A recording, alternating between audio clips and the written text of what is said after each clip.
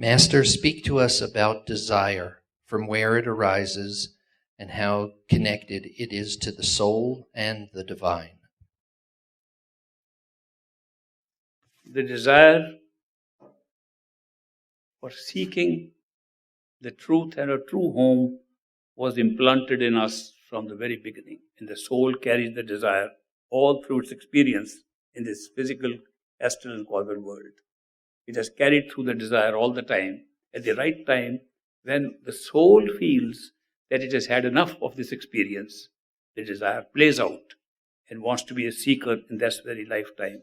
And a perfect living master, already aware of the journey of the soul, comes up in that life and takes that soul back home. So desire is planted for this kind of thing right from the beginning.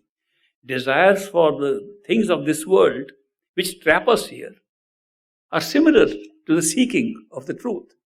The seeking comes from the soul, and the desire for this world comes from the mind.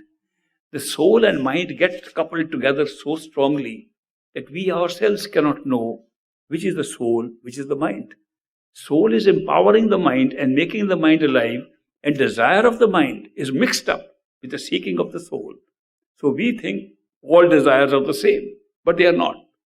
The desires of the world, which are arising from tasting the goodies of this world and attaching ourselves to them, the desires increase and they don't go down. And that is why we continuously desire things outside of ourselves.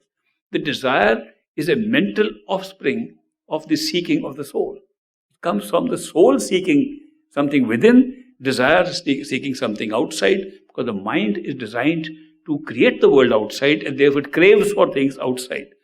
So the desire of the mind is different from the seeking or desire of the soul. And seeking of the soul is always there, has been there all the time. Desires create from experiences that we build here and have more desires after those experiences. And as we get attached to them, we get even more desires.